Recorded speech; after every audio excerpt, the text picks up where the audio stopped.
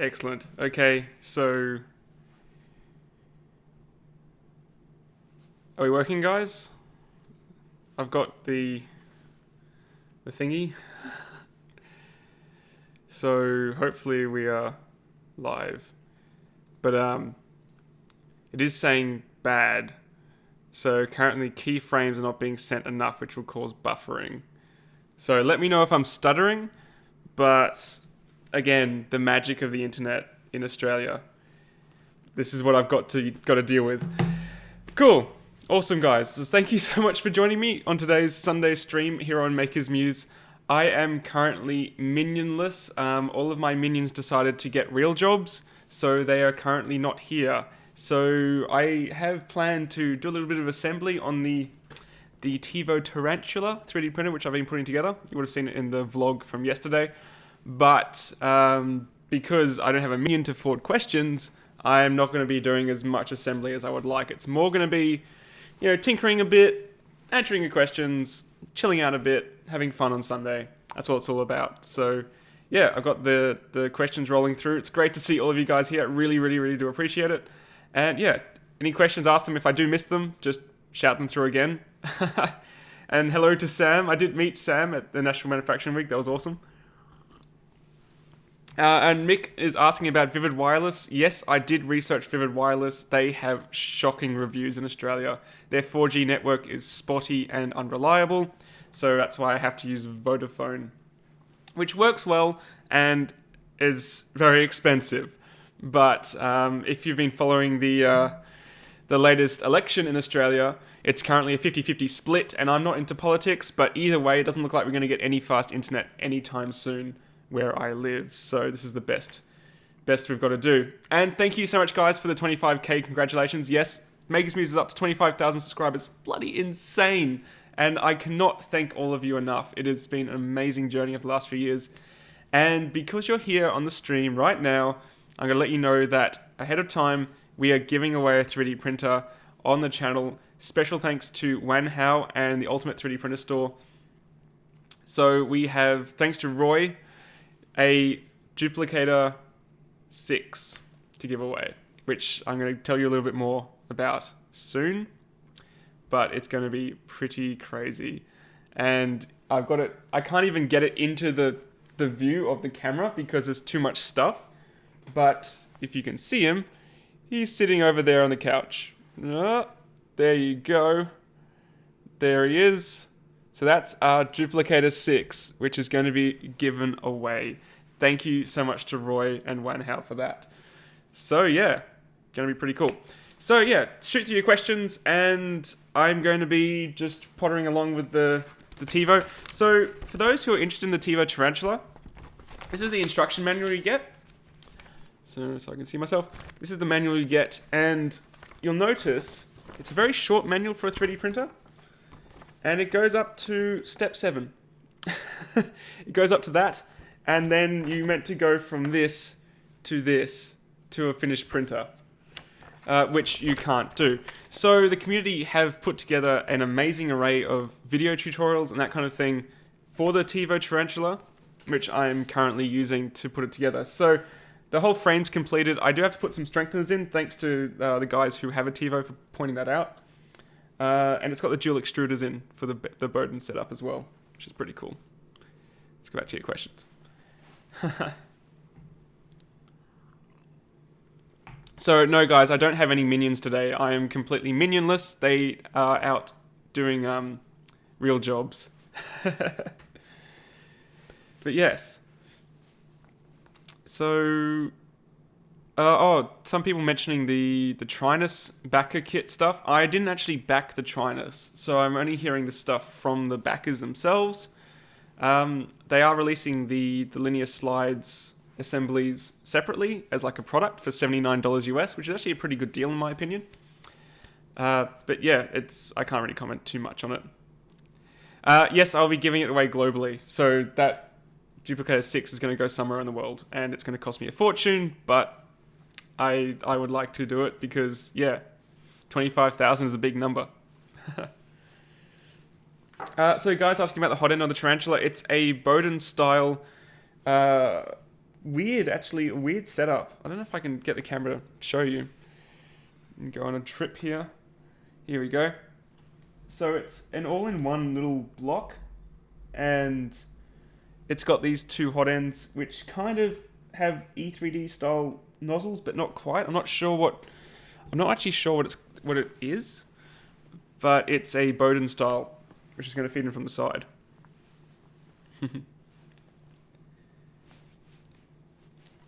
Cool. All right, let's grab some bits.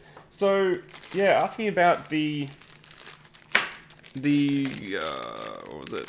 Who asked that? eSun versus Hobby King filament. So for those who don't know, Hobby King have their own brand of filament, and eSun is sold also through Hobby King. They're roughly the same price.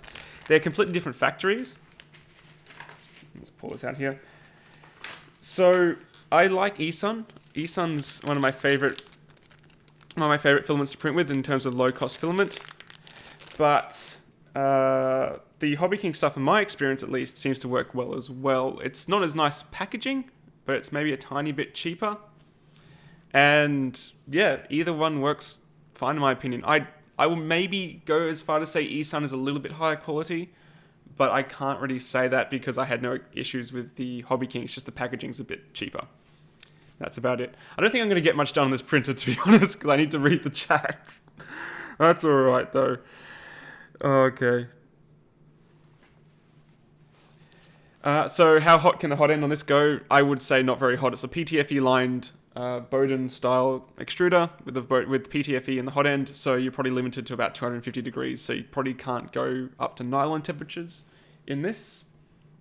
At least I think it's PTFE.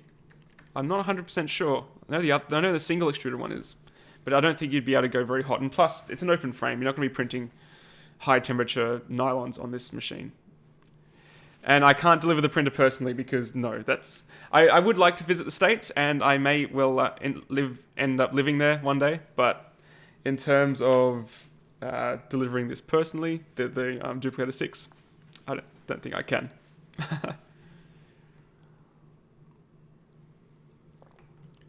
Oh, Brandon, thank you so much for joining me. I know it's pretty crazy late for you. And Extreme 3D is asking about tips for small YouTubers. I'm more than happy to share some tips. I'm not going to be able to get this done, am I? It was a futile effort. So some tips on getting started as a small YouTuber. Upload content all the time, all the freaking time. Content is king on YouTube. Don't worry about production value. I'm using a webcam now for you guys. Good audio is important, but I mean, this is overkill. I got a big mic here. Just a standard, small, decent quality microphone is good enough. And just keep uploading content and keep sharing information. Just keep doing what you're passionate about. It's all about passion, patience, and perseverance. So you need to be patient, but also you just need to keep going. I've been doing YouTube videos for like 8 years. I mean, on and off on different channels, but I mean the 3D printing things that been going for about 2 and a bit years now, and you just got to keep going, and you have to love it. I mean, even if I only had like 1,000 subs, like I would still be doing it. This is my passion. I just love doing this for you guys. And this is water because I've already had my Red Bull today. Yeah, so I know heaps of you guys are starting up channels. I really support that. Absolutely, by all means, do what you're passionate about. Just get the most basic stuff. Don't worry about expensive gear. I'm only now starting to upgrade to more expensive gear. So as an example of that, one of my mates lent me this. So this is a wireless lav system from Rode, and no way I could afford this at all. He's just lent it to me to test out. That means I can have a lav system, so when I do more complicated streams in future, like maybe build challenges, I'll be able to wander around so you can hear me clearly instead of being like this, where you can't really hear me properly because the microphone's fixed here. This is a wireless lav system. And yeah, I'm only now starting to look at that stuff. Don't worry about it at the start. Yeah, I'm not going to get this done. There's no chance I'm going to have to look at this. Like, I can't do it and not look at the chat. I can show you some of the bits though. How about that? I'll show you some of the bits. So this is a fully featured tarantula, and they've sent through a few different setups. This is the single extruder Bowden Pro metal extruder kit, and it's got a weird sort of linear tension system, which is quite cool. And where has it gone? Oh, and these are the tension arms and pieces for the dual Bowden setup for the Tarantula. And so the motor bolts on there, tension arm, and it bolts onto the side of the printer. I'm not going to get it done. I can't look away. That's all right. All good, guys. So what else did I miss? Have I done any 3D scanning? Absolutely, I have done 3D scanning. So I've reviewed the Iron S, which regrettably is still packed away since I came to Sydney. I just haven't had time to set it up, and there's no room to set it up. But it's a great little desktop scanner, tabletop, this objects this size or so. And photogrammetry is becoming a really, really powerful tool now. So you can use 123D Catch on your phone to take 75 photos of something and then form it into a 3D model using their cloud system. Or you can use Autodesk's Remake, I think it's called now. It used to be Memento. Big thanks to Phil for pointing out the new version of that. So that's the more powerful version of photogrammetry you can get access to. And then you can use like it's a bit old now, but you can still use a Microsoft Kinect to 3D scan, which is pretty cool. But in terms of actual utility for 3D scanning, it's very niche. If you think 3D printing's niche, it's even more niche to do 3D scanning. And yes, this is why I need a minion. I need my minion, but she decided to work today, which is totally fair enough because she wanted the cash. And I don't pay my minions enough. I don't pay them anything.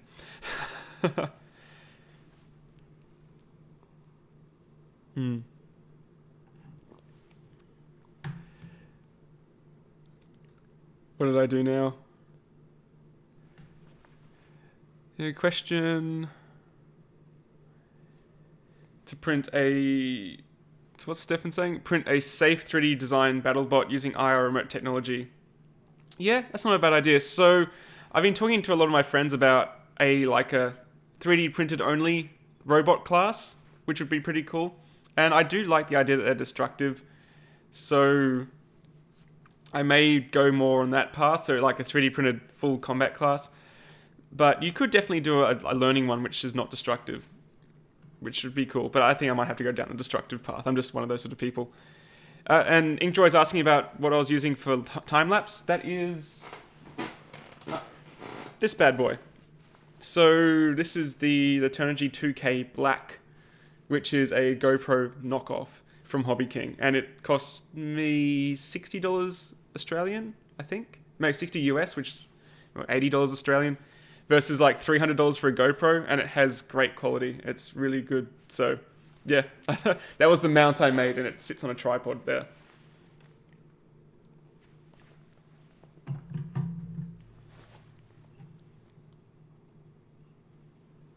Yeah, Kevin, I'm an industrial designer, but I did get into industrial design because of robotics. But they're not true robots because they're not autonomous. They are essentially teleoperated robots like you'd have on the Mars rover. That kind of robotics is what interests me.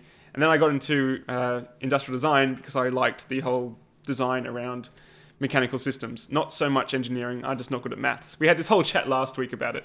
It was pretty good.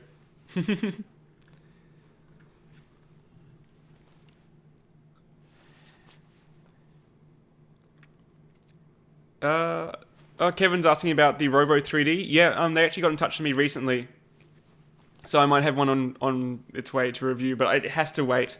I mean, I've got so many machines to review. It's ridiculous. As you saw in the vlog, I'm spending a lot of time even keeping them running, let alone being able to test them to print tests and review them properly. Because I don't want to make a review which deceives or misleads any of you guys. So as you would know with 3D printers, out-of-the-box experiences are one thing, but long-term use is another thing. So I like to test printers over a course of a month or so to make sure they're really decent. There's no point doing a review and then finding out it blows up 2 weeks later. And there was a few comments about the Robox, people saying that their machines do blow up. The earlier ones did have issues with the print heads, but the latest ones seem to be pretty good. So I do understand that hesitation where people want to see a long-term review, which is why when it comes to reviewing new printers like the Cubicon Style, the Robo 3D, The Duplicator 6, the M150, I need time. Need time to review them properly. And that's how it is.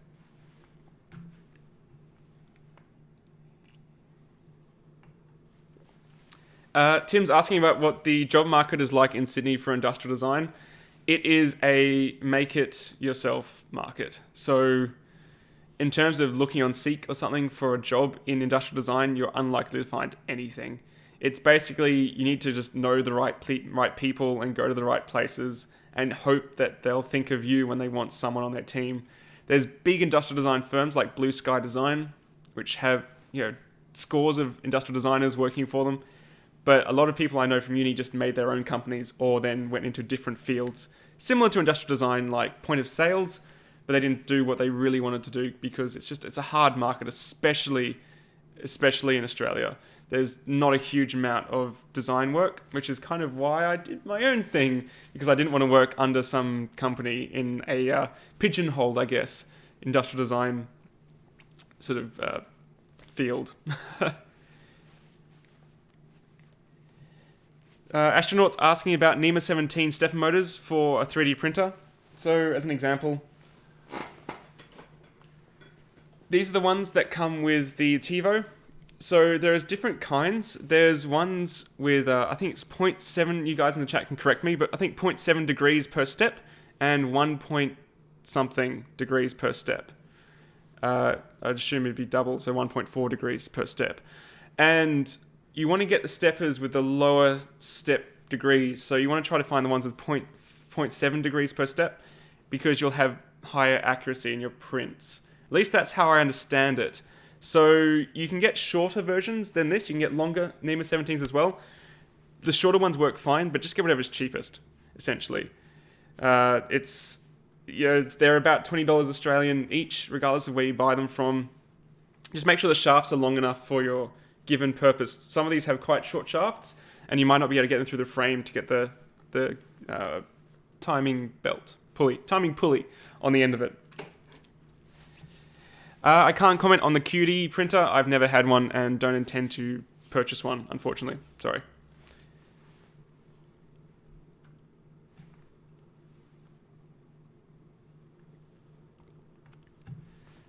Okay, so Inkdroid's mentioning some news on the Tico. That's pretty cool. Actually, apparently it's scheduled for July for shipping and everything's passed quality control.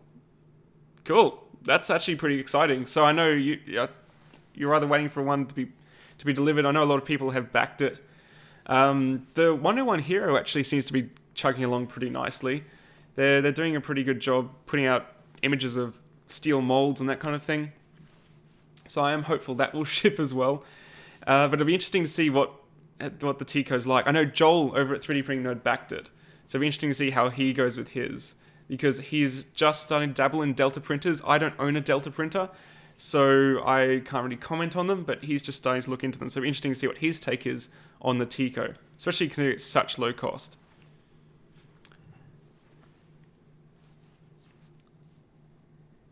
And no, I haven't tried the Cubicon single with Simplify 3D. I didn't know at the time when I was reviewing it that you could test it with Simplify 3D, unfortunately. But I know a few people have done it and said it works very well. So that's pretty cool. So you can run Simplify 3D on the Cubicon single. And I will try it on the Style once I test it. I was meant to pick it up this week, but again, time and stuff everywhere. Yeah, no, you're right, guys. So to clarify, the shorter stepper motors have less torque. But depending on your application, you may or may not need that torque. So if you're going with a stepper motor for an extruder, direct driven extruder, you'll want a fairly beefy stepper. If you're going with a fairly light X or Y carriage, you might not need a very strong stepper. Don't forget that the Fabricator Mini has NEMA 11 stepper motors in it, which are tiny little steppers. And yeah, they do get quite hot. I'm not going to lie, they do heat up quite a bit, but they seem to drive that little machine quite well. So it's always what you need for the application. You definitely don't need something like a NEMA 23 unless your machine's huge. But these are pretty standard. These will run most common printers on the market. No issues.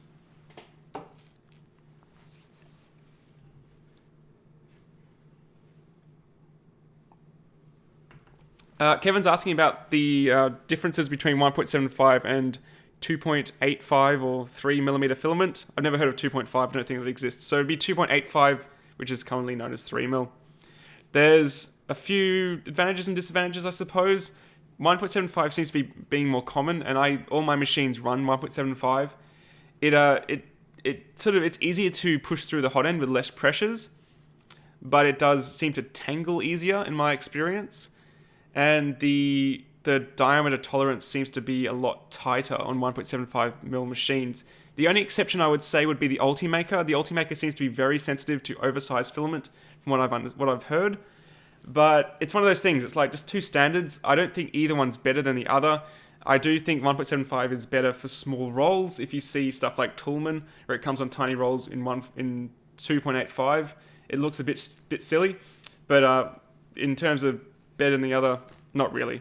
I don't have any issues with either size. I just tend to run 1.75 on all my machines because it's just what they come with.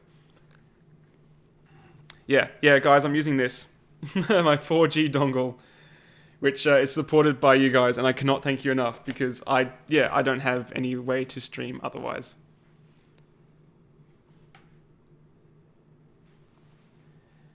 Okay, so 3D printing studios never called you back. That is not very good service. I do apologize for that. They lost a sale, and it's totally their fault.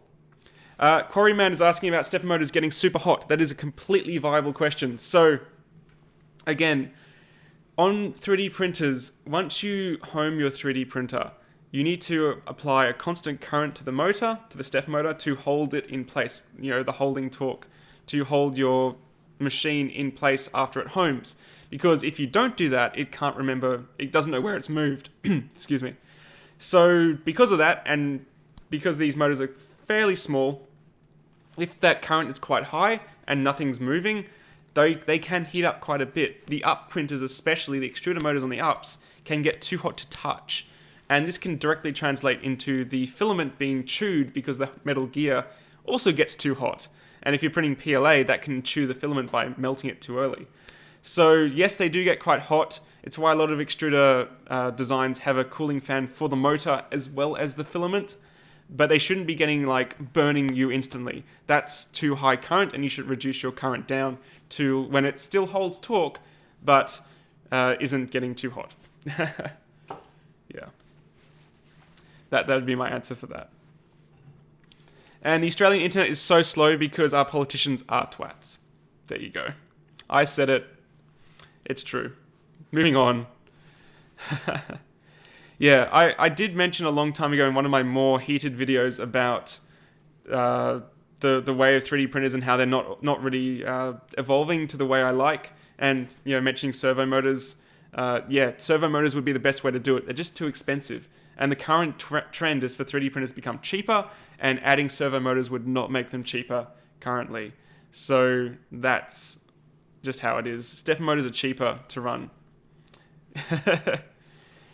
Hey Bruce, great to see you here.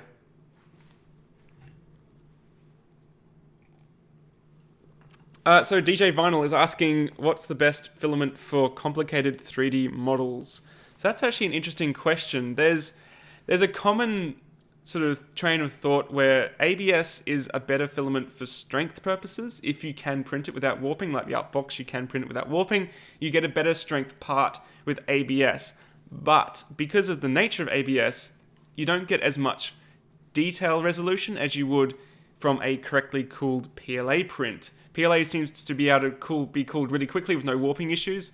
So if you want a very delicate looking print with high detail, you might be better off with PLA because you might get a better resolution. But if you want something that's stronger, then you might want to go with ABS. Or maybe something in between like a PET, but in my experience, PET seems to have the worst detail resolution out of all of them, just because of the plastic transition temperature is quite low compared to the melting point, which is quite high. It's hard to cool quickly. So I would look at printing in PLA with very good cooling if you want a really high resolution print off an FDM printer. Otherwise, you'd go to a different technology like an SLS or an SLA, which would be more expensive, but you'd get a better resolution.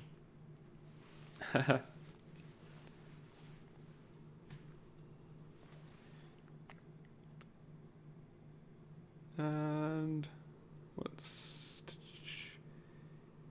Mark's asking about optical encoders. Yeah, so just to backtrack onto motors again, you can add an encoder to these motors. They don't need to have holding torque current applied the whole time. They can just detect when things are moving and then apply current to counteract that movement.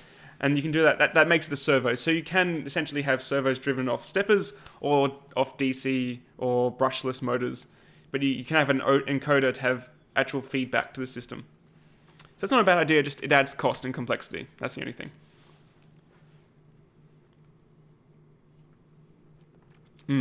Yeah, so a lot of people are saying PETG is the future.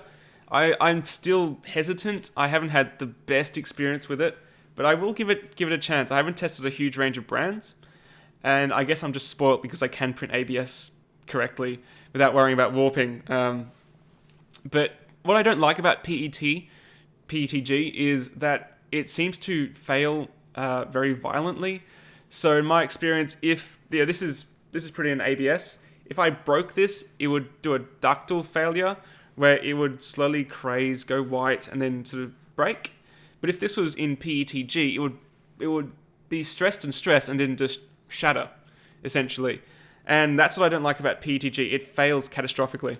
And that actually can make getting support material of PETG really quite dangerous. And when I pulled support material off the engine I was testing, I had to wear safety glasses because the raft was like just exploding. And Joel had the same experience, so definitely be careful of that when you're putting in PETG. It is stronger, but when it does fail brittly, which is quite scary.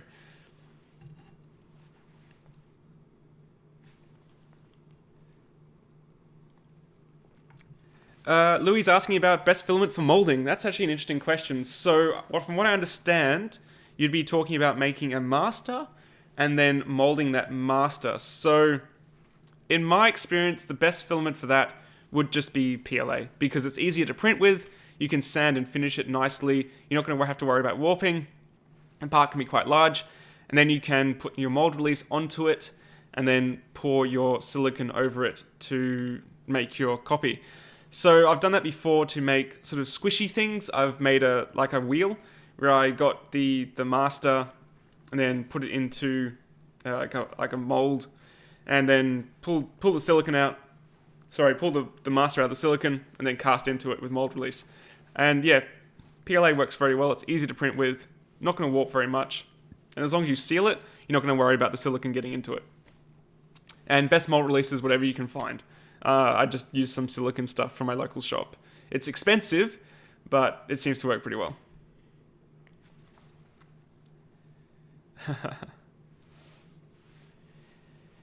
And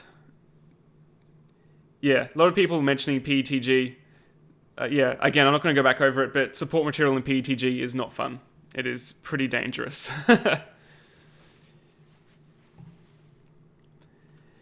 Yeah, actually, a couple of people are mentioning now the Mechaduino. That looks really cool. So it's a little PCB that goes into the back of a stepper motor and essentially turns it into a smart servo. And the whole video they've got of it is it like spinning around and hitting a single point each time, or being able to control torque and adjust torque to suit different situations. It looks really cool. It's on the Kickstarter projects. Sorry, Kickstarter projects. Hackaday projects. And yeah, maybe on Kickstarter, some of you guys are suggesting, which is cool.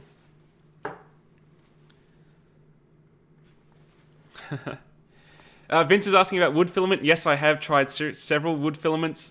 Most notably would be the Filamentive wood filament, which is recycled wood and PLA.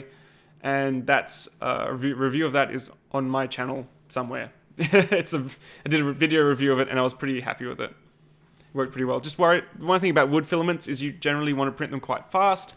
You don't want them to cook in your nozzle because then they can clog, and generally a larger nozzle diameter helps. Don't go anything below 0.4, and I'd recommend 0.5 or bigger to print wood reliably for a long period of time.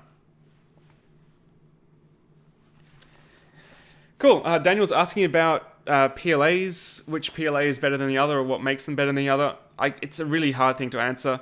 PLAs on the market these days, there are so many different types. In terms of modified PLAs, it used to be a rarity, but now you've got Polymaker making Polymax, you have 3D Fuel making their APLA, you have eSun making their PLA Plus. There is heaps of different types. I would say the best PLAs that you on the market would be the ones you can get hold of, which are reasonably priced and print well enough for your application.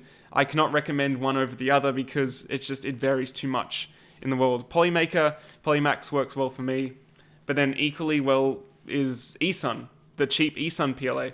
And I don't know, for my applications, if I print in PLA, I don't really need strength, so they seem to work fine.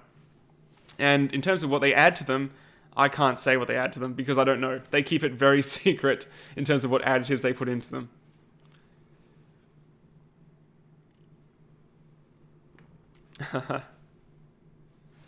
Okay, so Mechaduino is fully funded on Kickstarter. Oh, congrats to them. That happened quickly. Adam's asking about Fallout and presumably Fallout prints. Yes, I do like Fallout. It's a fun game. And no, I haven't printed anything recently from there. I'm doing a few other projects and I just don't have time for that. And Haldor is asking about filament spool holders. That is a very good question. So a lot of the printers I use don't have proper spool holders. They have just like a little thing off the edge for their own brand of filament and then nothing else. So I actually haven't got a proper spool holder. I've been meaning to print one. So I will probably go on Kickstarter. I'll probably go on Thingiverse or My Manufactory and find one, or design my own for a 1 kilo roll, and then just make something portable to move around. But there is definitely room on the market for a proper universal spool holder, in my opinion.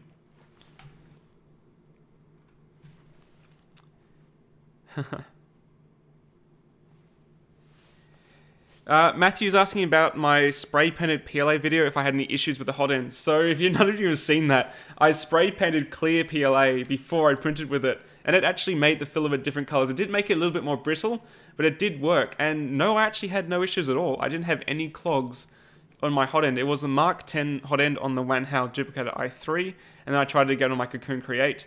I did notice there was a little bit of debris in the gears of the extruder gears, but I just cleared that out with an old toothbrush. I had no clogs, and I know a few people in that video have commented saying they did have clogs. I don't believe half of them because they're all a bit sensationalist, but it could definitely clog. It is a paint, so it could clog your hot end. But do you really care if it's like a $1 nozzle? I don't, because I've got lots of them. But if it's your only printer and you need it to be reliably, maybe don't try doing that.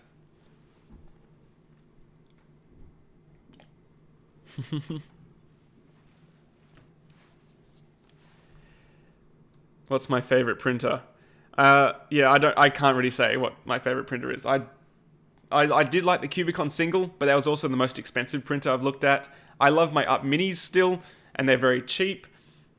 And I like the Fabricator Mini, which is even cheaper, but it's just small and compact and seems to print well for what it's designed to do, which is PLA. So yeah, I don't know, they've all got their benefits. I can't really choose just one.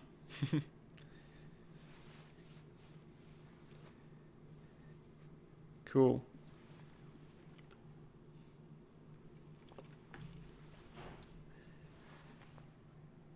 No, I haven't contacted the palette yet. So I was going to contact Palette, and I have not done it yet. I have been too busy. But for those who don't know, the Palette is a machine that lets you print 4 different colors at once, which is pretty cool on your standard FDM 3D printer.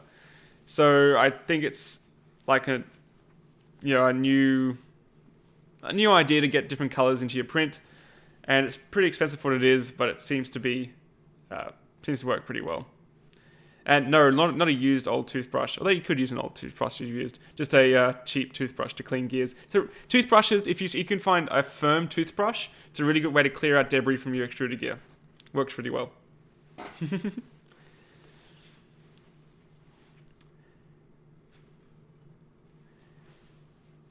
I can't. If you're quoting like stepper motor numbers at me, I can't assist.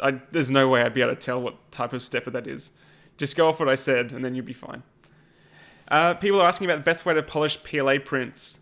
I can't recommend any chemicals for it. There is chemicals that will polish PLA, but they're not ones I would recommend and have on my head, because some of them make explosive peroxides when they're stored incorrectly. Some of them can blow up and they're more flammable than acetone.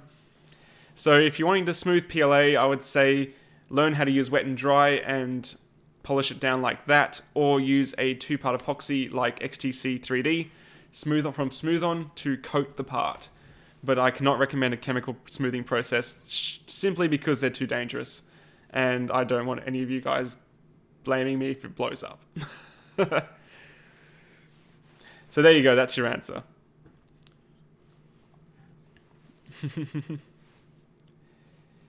Have I tried to print upwards text with a 0.2mm nozzle? I haven't yet. I tested the idea out using Simplify 3D in my last 3D Printing 101 video, but now I've got the Flexion extruder. It does go down to a 0.2 nozzle, so I'm definitely going to try it out, and I can show you what the results are. I am pretty certain there'll be much higher detail than you would get off a 0.4, just because it can resolve the sharp edges better.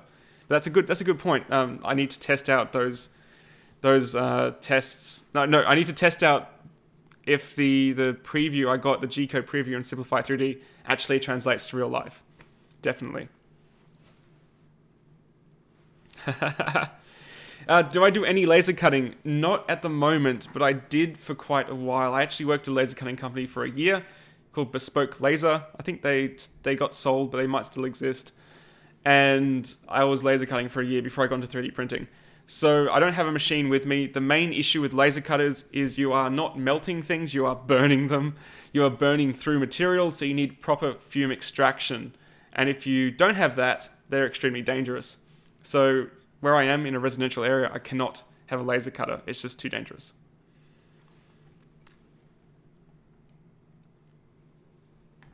Yeah, Yosef's correct. So with the XTC 3D, it's a really good 2-part epoxy, but it will, because it's an epoxy, it will yellow over time. So I would recommend using it and then painting something over the top of it, rather than hoping it will clear coat something forever, because it will go yellow.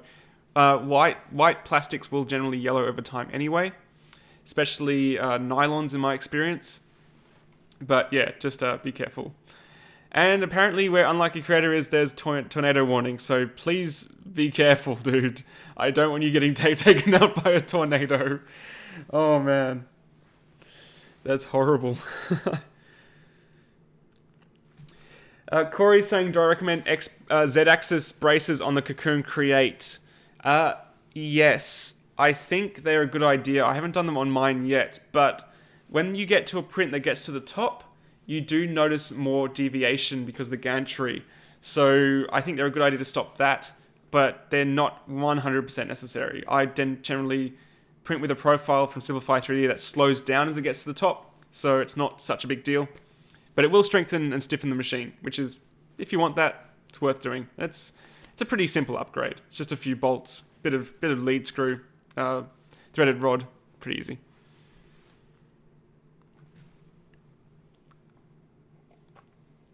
Catborg's asking about the Up Plus 2. So, I mean, I used to use the Up Plus 2s almost exclusively, like a long time ago at my local makerspace, and then they were the first machines we got in the studio in Perth. They are still fantastic bulletproof machines. I mean, I've done a video of it printing upside down, which is awesome. But in my opinion, they're kind of been superseded now by the latest generation of machines. I mean, the Up Mini 2 is going to be coming out with essentially the same features, slightly smaller build volume, but it has Wi-Fi, the automatic nozzle touch, not nozzle height. So I feel it's been superseded in that regard, but it's still a well-designed machine. It's got the linear rails. So, yeah, linear guides. That's the one. So it's got the linear guides, which means it's going to be a better long-term machine. It's not going to wear out as quickly as rods. But I do feel that the Up Plus 2 is due to be upgraded and superseded by more recent machines from Up.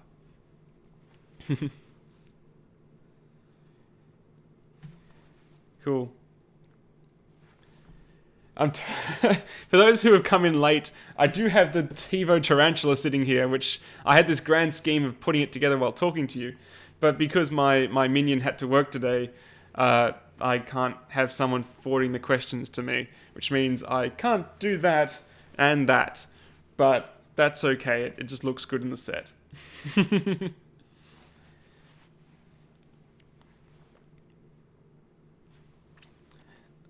Cool. What else?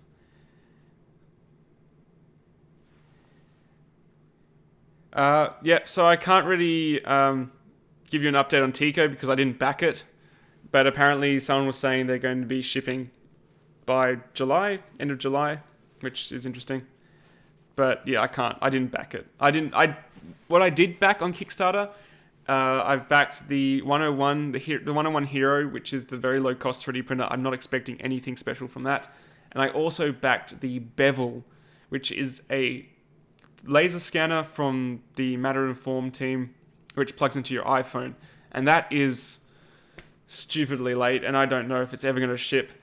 But yeah, we'll see how that goes. That's the way of Kickstarter. It's always just waiting for things, and to the point where you just forget about it. Yeah. Don't do Kickstarter if you want something quickly. Yes, and Jeremy, I absolutely would love to do a simple video on setting up Simplify 3D for a printer. I am planning to do something like that quite soon. Video on basic maintenance, yes, I can do, but again, every print is different.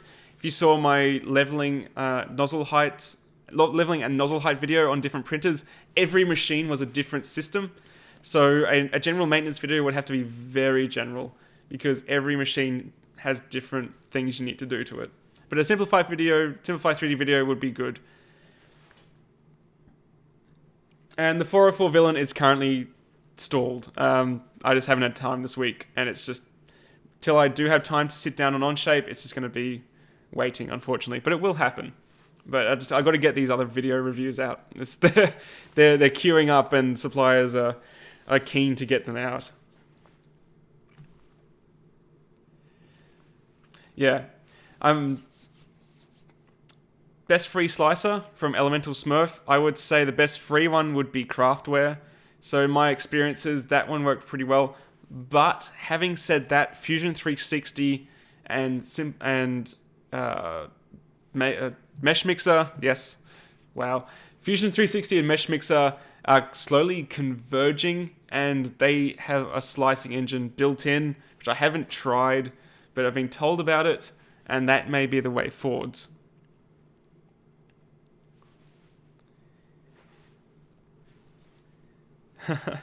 Why am I here? It's 4 a.m. Go to bed if it's 4 a.m. I wouldn't be here at 4 a.m. even if it was the best thing in the world. Sorry. I mean, the time frames are ridiculous. Yeah, Juicy, you got to stop asking the same questions. I saw it already. I said I haven't done anything on it. I'm sorry. I might have to mute you if you keep repeating yourself. The Aurora 3D scanner, those guys are doing really well, but I haven't seen how far they've gone in terms of shipping to backers. But I was in touch with them, and I am going to have a preview unit to test out. So the Aurora 3D is another high detail 3D scanner that's quite small. I don't know how high detail it is, but it is quite affordable. It'll be interesting to see how that goes.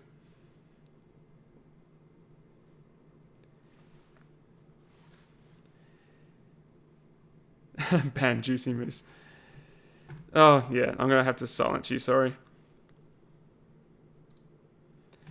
You just ask the same question again and again. And I'm definitely going to be doing videos on ripping more video game files out.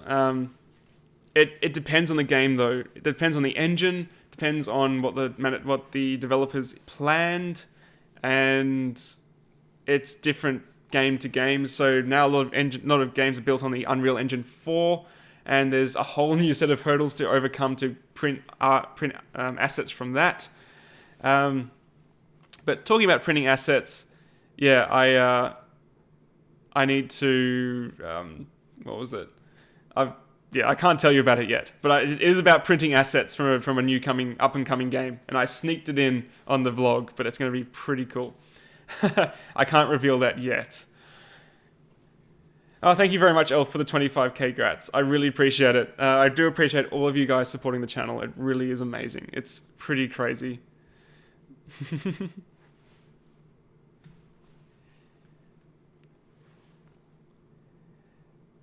Yeah, Maddie raises a good question. So asking why I'm not a fan of MakerBot.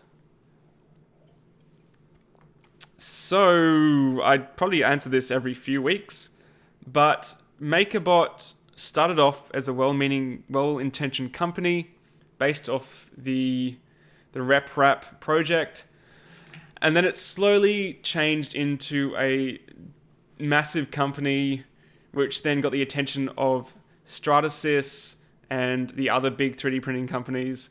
So Stratasys bought it, and then when they bought it, they released the 5th gen, and that's when everything went downhill. So the MakerBot 2X and the MakerBot Replicator 2 were like the best MakerBots in my opinion, and they still are pretty good. The 5th gen was a complete nightmare, and we had a 5th gen in Perth, and it never worked properly. We got a refund for it eventually. So the whole debacle on the Smart Extruder, they knew it was broken, they knew it didn't work properly, they just denied it and pretended it worked fine.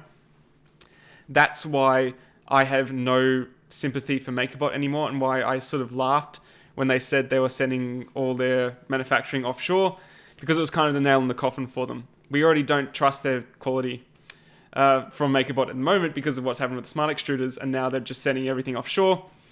It is what it is. They're too expensive in Australia. They're like $5,000 Australian for a MakerBot 5th gen, which is just ludicrous. It's a non-heated bed. And I as a company, I think my conspiracy hat, if I'm putting on my tinfoil hat, is that Stratasys bought MakerBot to kill consumer faith in low-cost 3D printers. That's my tinfoil hat thinking, but I think it was just badly managed. That's why I don't like MakerBot anymore. Oh, thanks so much for the congrats, guys. I really do appreciate it. It's been pretty crazy.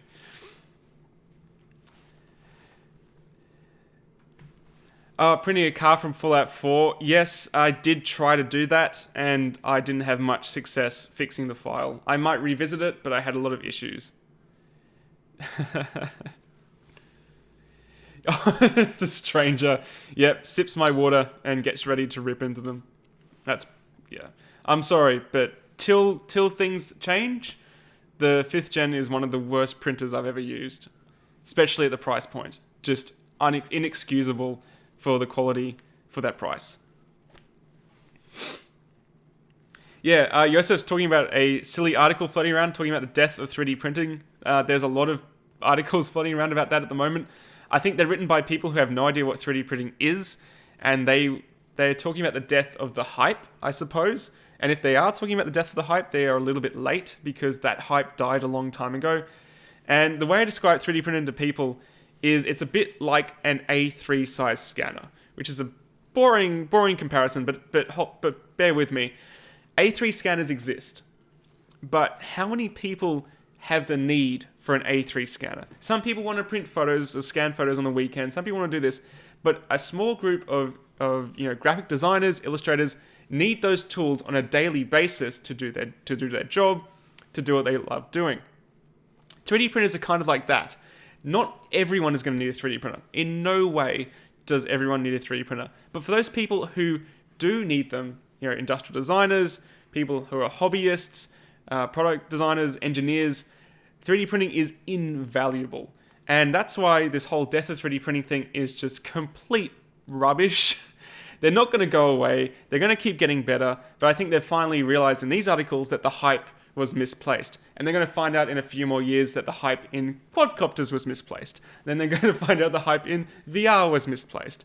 It's just how it is. The consumer market picks up on every new bit of tech and goes, wow, and then realizes that, oh, actually, I don't know how to use this, therefore it shouldn't exist. It's pointless. That's my opinion on that. Alright, got about 10 more minutes, guys, and then I'll be able to start working on this Tevo. And yeah, I do know that the audio is a little bit out of sync. I do apologize for that. I can't fix it. It's amazing I can stream it all using my 4G dongle.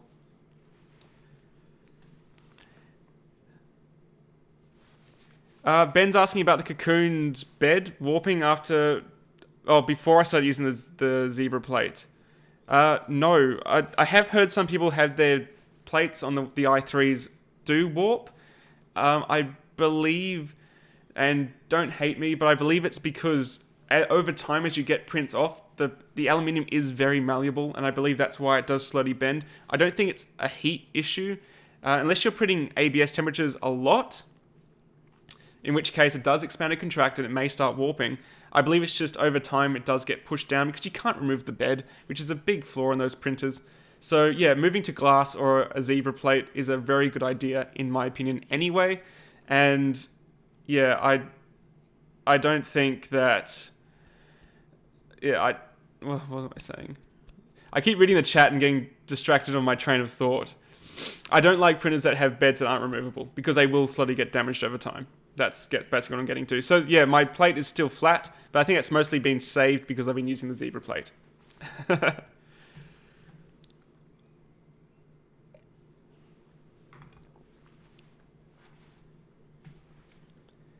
Cool. Yeah, so guys who have come in late into the chat, as a big thank you for reaching 25,000 subscribers, I almost said dollars, I wish I had $25,000. We're doing a massive giveaway on Makers Muse, and because you're here in the stream, I'm going to tell you about it first. We're giving away a Wanhao Duplicator 6, which is over there somewhere, and it's going to be shipped worldwide for great expense, but it's what we're going to do as special thanks for supporting the channel. And it's only possible through Roy, who has the Ultimate 3D Printing Store, and Wanhao. So also just a bit of backstory. If I can just pull it up.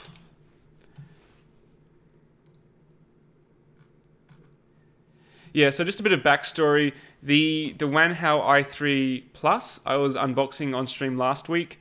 It became apparent, as you would have seen as the stream went on, that it was difficult to assemble and the plug inside was unplugged.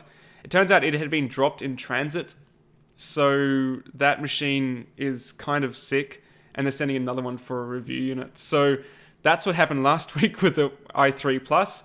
So not Wanhao's fault at all, it happens sometimes. But yeah, they've provided the Duplicator 6, and special thanks to Roy at the Ultimate 3D Printing Store. That Duplicator 6 will be reviewed and then sent to a lucky winner, and we're going to use Gleam for the giveaway. So stay tuned for that and make sure you don't miss it.